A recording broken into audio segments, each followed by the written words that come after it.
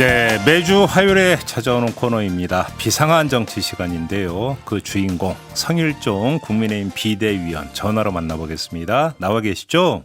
네, 안녕하십니까. 네, 성일종 의원입니다. 여쭤볼 게 참 많은데요. 자, 우선 네. 이전부터 좀 여쭤볼게요. 어제 문재인 대통령 신년사가 이제 나오지 않았습니까? 일단 총평부터 좀 부탁드릴게요. 우선 대통령께서 현실 인식에 큰 문제가 있다 이렇게 저는 보고 있습니다. 어떤 점에서요? 우선 회복, 도약, 포용을 키워드로 이렇게 제시하셨는데 네. 이게 굉장히 추상적인 얘기잖아요. 지금 가장 큰 문제는 먹고 사는 문제입니다. 네. 이 먹고 사는 문제를 어떻게 해결할 것인가. 코로나 이전 상태로 경제를 회복시키겠다 그랬거든요. 네.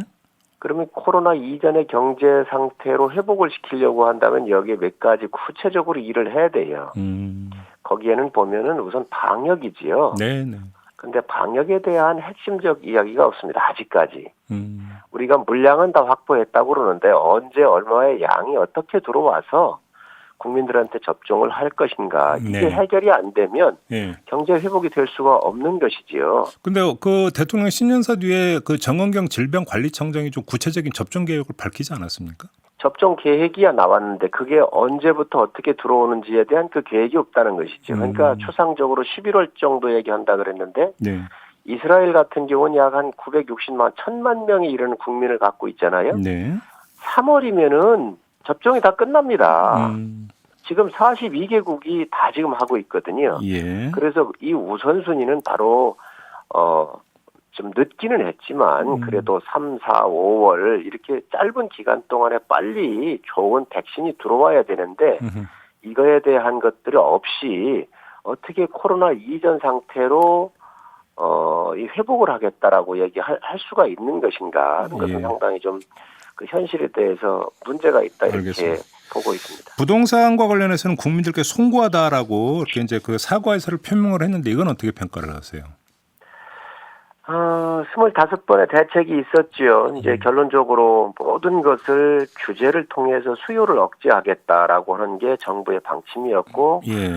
정책이 되어 왔었는데 이제서야 뭐 불과 1년 2개월을 남긴 상태에서 자신 있다, 안 진다 이러다가 이제 송구하다 이렇게 말씀을 하셨습니다. 네. 그래도 이분은 이 부분만큼은 그래도 말씀하신 거 아닌가 좀 생각이 드는데 그렇다고 한다면 네. 이제 공급에 대해서 문을 여신 거 아닌가요? 근데 이 공급도 수요를 억제할 때는 모든 대책을 다 썼습니다. 세금에서부터 모든 것을 다 썼는데 네. 그럼 공급에 대해서 예. 모든 대책을 쓰고 있는가? 예. 저는 이 부분에 대해서 정부가 문을 열어야 한다고 생각을 해요. 예를 든다고 한다면 양도세 부분 같은 경우도 공급을 열어야 되거든요. 그러면 양도세를 낮춰야 되는데 이런 징벌적 양도세를 가지고는 과연 공급에 대해서 수요 억제만큼 문을 열어서 시장이 요구하는 거에 대답을 하고 있는지는 의문입니다. 지금 다주택자 양도세 말씀하시는 거잖아요. 근데 어제 민주당 같은 경우는 아니라고 딱 확실하게 선을 긋던데요. 그 대통령께서 송구하다 그랬는데 그거를 집권 여당이 받쳐줘야지요. 지금 특히 30대, 40대들이 한두 푼 모아가지고 집을 사는 게 꿈이잖아요. 예. 이 꿈이 지금 다 널러갔잖아요. 완전 산산이 무너졌잖아요. 그러면 이런 희망을 드리는 게 제가 볼 때는 신년의 기자회견이 돼야 되는데 그런 부분에서는 수요 억제할 때는 모든 방법을 정말 다 썼습니다. 25번을. 네. 그럼에도 불구하고 이 꿈을 되살리기 위한 그런 것들은 구체성이 굉장히 떨어진다고 보고 있습니다. 알겠습니다.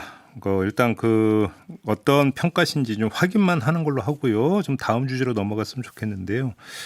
일단 요거 좀 하나 여쭤볼게요. 어제 나온 이야기가 있는데 국민의힘에서 서울시장 보궐선거와 관련해서 기업가 출신의 엘모 씨를 영입한다 이런 이야기가 나오는데 좀 확인해 줄 수 있습니까? 그런 회의를 한 적이 전혀 없습니다. 그거는 오보입니다. 그 L 씨라는 사람 이름이 나온 적이 전혀 없습니까? 예, 없습니다. 그래요? 일부 언론은 이재용 전 소카 대표 아니냐 이런 식으로 추측 보도 나왔고 그런데 본인은 아니라고 또 이제 그 부정했다고 하는데 혹시 이재용 전 대표가 혹시 입에 오르내린 적이 없습니까? 예, 없습니다. 이거 그럼 완전한 오보입니까? 제가 알기로는 그렇습니다. 그래요?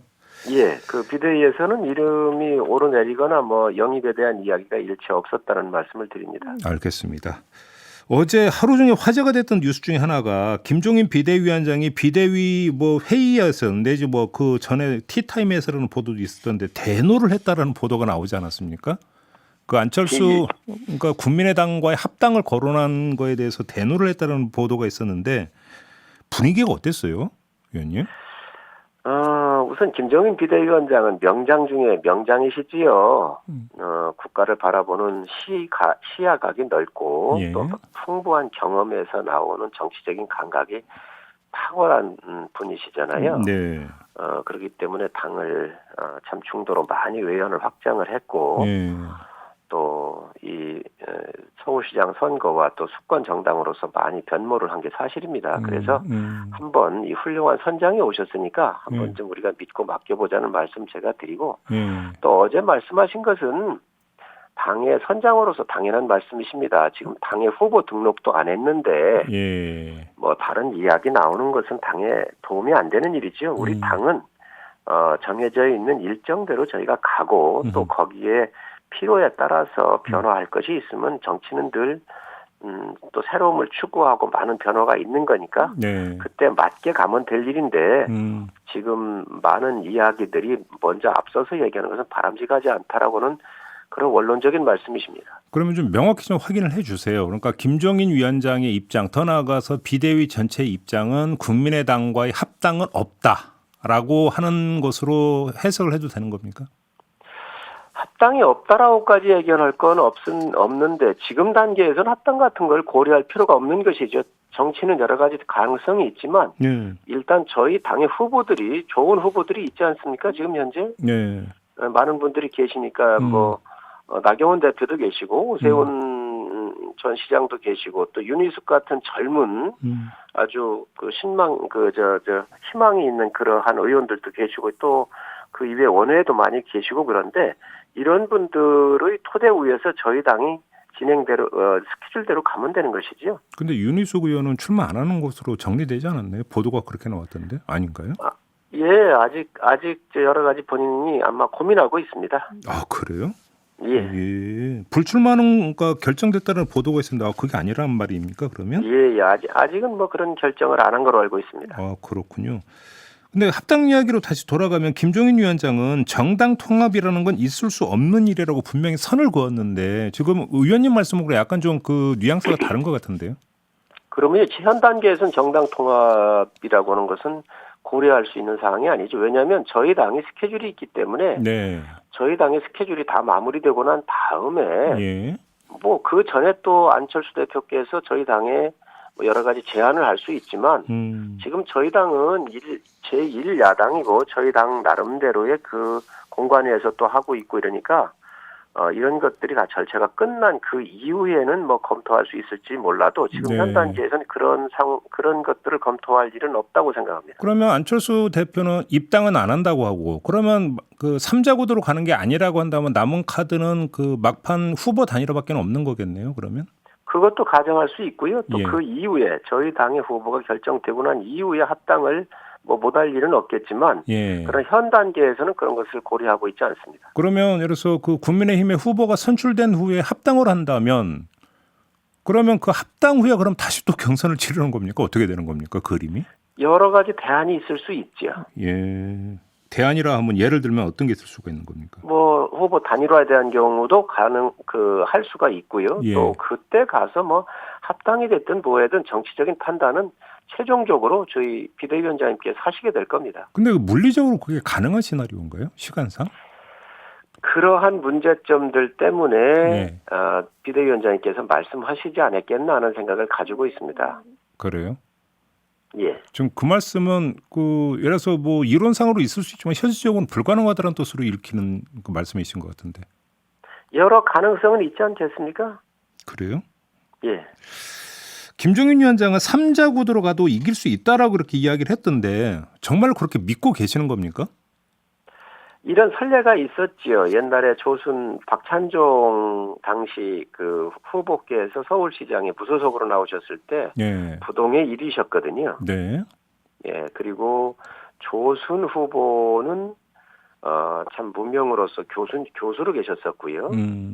그때 이제 민주당 쪽에서 조순 후보를 발탁을 하셨는데 천거를 비대위원장께서 하셨다 그래요. 네. 당시 그런 말씀을 하시던데 그런 선례가 있고 하기 때문에 여러 가지 그 상황을 이렇게 보시는 그런 일련의 맥락 속에서 하신 말씀이십니다. 혹시 그 안철수 대표에게 견제구 날리기 위한 어떤 그 정치적 수사냐 이런 식으로 해석이 많이 나오던데 그게 아닐 수도 있다라는 말씀이십니까?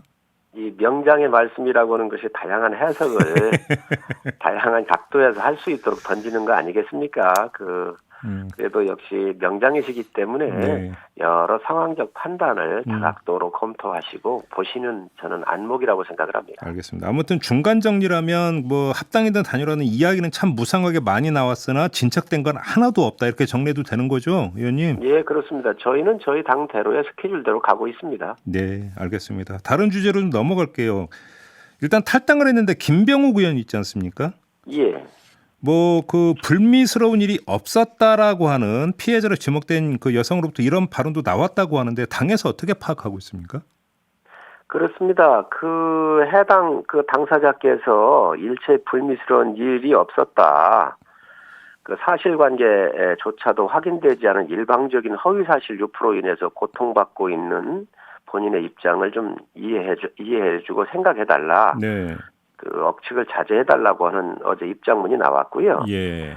또 이 김병욱 의원 같은 경우는 이제 보좌관 시절에 안동에 가가지고 아마 그 의원 국정감사 도우러 갔다가 이런 일이 있었던 것 같은데 본인 당사자가 그런 일이 없다고 그런 거 아닙니까? 그래서 네. 그거는 뭐 해프닝이 아닌가 이렇게 생각을 합니다. 해프닝으로 보신다면 다시 그 탈당을 무르고 그러니까 당으로 돌아올 수도 있다라는 말씀이신가요? 본인께서 지금 고발을 했기 때문에 네. 고발을 해놨기 때문에 아마 그런 것들이 다 정리가 좀 돼야 되겠지요. 어차피 수사는 거쳐야 되니까 수사 결과까지 보고 나서 그러니까 판단할 문제다 이런 거죠, 정리하면. 예, 그런 상황 정리가 다 되면 본인이 아마 요청하든 그 본인이 판단할 문제입니다. 알겠습니다. 그 민주당의 이낙연 대표가 어제 이 공유제를 제기를 하지 않았습니까? 이 코로나 예. 때문에 물론 그 피해를 본 데도 많지만 이익을 본 기업이 있으니까 이익을 본 기업이 그 코로나로 인한 이익의 일부를 공유를 하는 이런 방안을 제시한 바가 있는데 의원님 어떻게 평가하세요?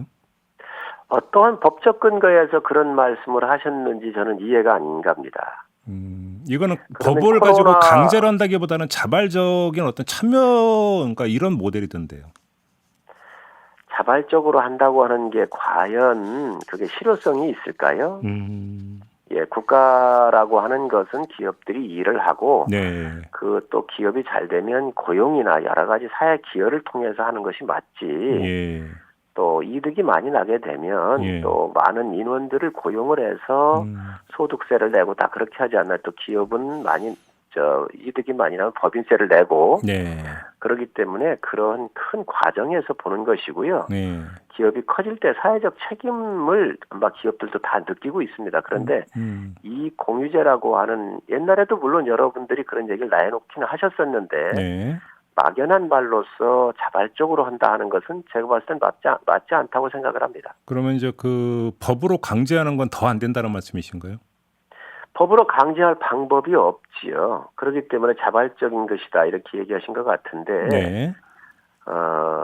그 자발적이라고 하면 굳이 뭐 말할 필요가 있을까요? 대신 이제 인센티브를 좀 주겠다라는 거죠. 그러니까. 인센티브야 지금 뭐 사회 공헌 사업이나 여러 가지 형태로서 많이 하고 있지요. 그리고 그 기업들이 잘 하면 또 이득이 많이 나면 이 협력업체라든지 특히 직원들에 대해서 인센티브나 이런 쪽으로 해서 많이 지금 현재 나눠주고 있는 것들이 추세이기도 합니다. 네.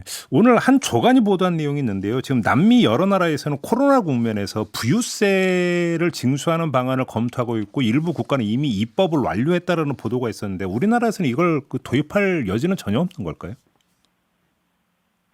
현재 정치권에서 논의된 바는 없습니다. 혹시 검토할 그러니까 의지는 없으십니까? 워낙 그 위중한 상황이니까는요. 네. 이런 부분은 또 세금이라고 하는 것은 국민적 동의를 거둬야 되는 거 아니겠습니까? 예. 그렇기 때문에 그런 걸 함부로 얘기할 수는 있는 상황은 아니고 예. 아마 다른 나라의 추이나 여러 가지를 보면서 국민들과 한번 이제 그런 것들이 수면에 올라왔었을 때의 문제지. 네. 현재 단계에서는 국가의 큰 제도가 바꿔지는 일이기 때문에 굉장히 조심스럽습니다. 근데 남미 일부 그런 이제 한시적인 부유세 도입 이런 것들도 이제 아마 그 입법화된 것 같더라고요. 그래서 한번 좀 그 의견을 좀 여쭤봤던 거고요. 예. 알겠습니다. 자, 오늘 이야기는 이렇게 마무리하도록 하겠습니다. 고맙습니다, 의원님. 네, 감사합니다. 네, 지금까지 성일종 국민의힘 비대위원과 함께했습니다.